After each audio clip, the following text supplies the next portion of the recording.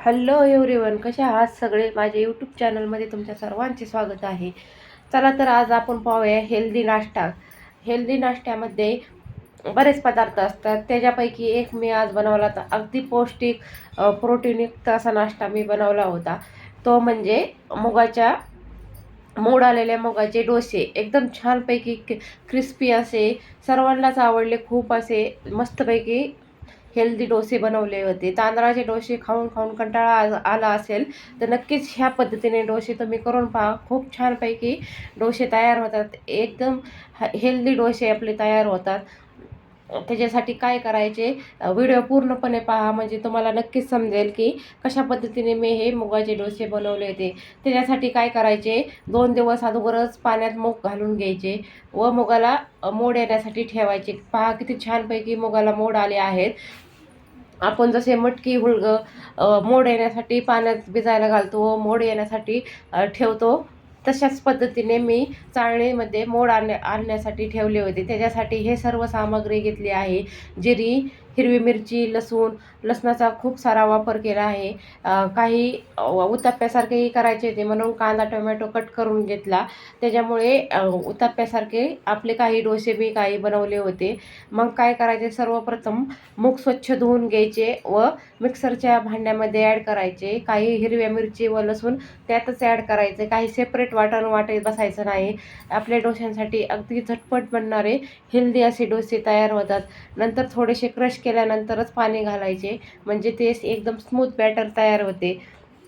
अशा पद्धतीने smooth batter झाले की एका पातेल्यामध्ये ते ॲड करायचे व दुसरे बॅच घेऊन सर्व एकामागे एक सर्व मूग आपल्याला बारीक करायचे व मुगामध्ये एक आपल्याला पदार्थ ॲड करायचा आहे, तो म्हणजे वाटीभर तांदूळ किंवा ग्लासभरही तुम्ही घेऊ शकता. माझ्याकडे अर्धा किलो मूग होते, त्याला मोड येऊन ते जास्त प्रमाणात झाले. त्याच्यासाठी मी जवळजवळ पावशेरच्या पुढे तांदूळ घेतला होता. तोही पाण्यात भिजत टाकला होता व तोही ह्याच्याबरोबर बारीक दळून घेतला. म्हणजे काय होते की छानपैकी आपले डोसे तयार होतात. हे पहा, हे तांदूळ मी अगोदरच पाण्यात भिजत घातले होते, म्हणजे ते चांगले बारीक वाटले जातील.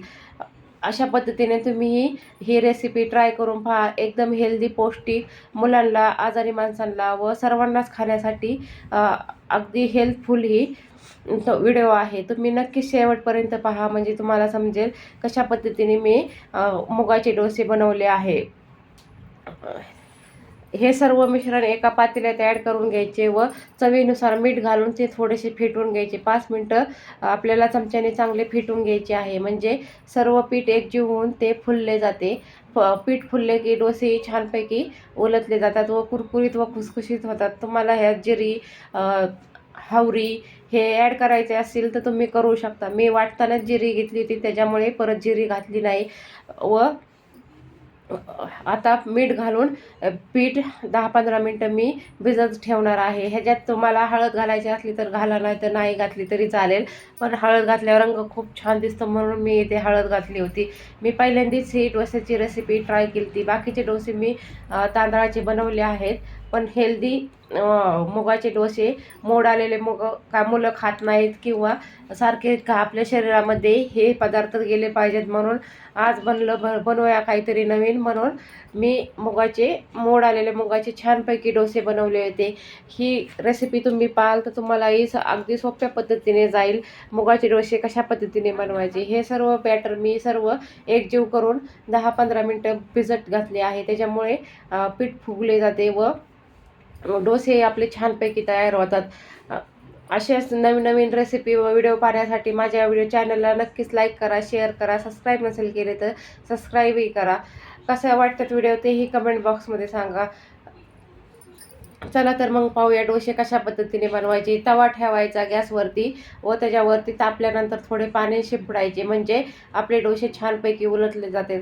व तवा कोरडा होता व मुलांची पहा किती घाई होती, आम्हाला डोसे कधी खायला भेटतील, कारण की माझ्या दोन्ही मुलांना खूप छानपैकी डोसे आवडले होते. एकदम कुरकुरीत गरम गरम तुपाबरोबर भाजून दिली, त्याच्यामुळं चव आणखीनच दुप्पट झाली. तुम्ही नक्कीच तुमच्या मुलांसाठी, घरच्यांसाठी असे डोसे बनवून पहा. खूप छानपैकी डोसे तयार होतात.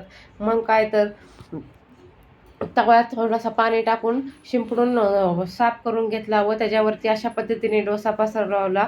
खूप छानपैकी आपला पातळ तर पातळ व जाड पाहिजे तर जाड अशा पद्धतीने डोसा तयार झाला. खूप छानपैकी आपले डोसे तयार झाले.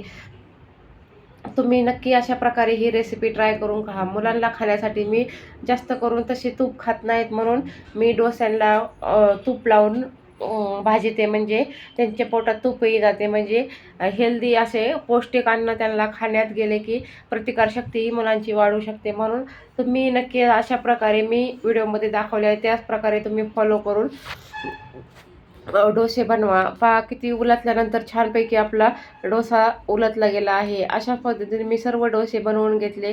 खूप छान व सकस असा नाश्ता तुम्हाला खायचा असेल, मुलांना द्यायचा असेल, घरच्यांना द्यायचा असेल तर तुम्ही नक्कीच ह्या पद्धतीने डोसे बनवून पहा. एकदम छान व सकस असा आपले मुगाचे डोसे झाले आहेत.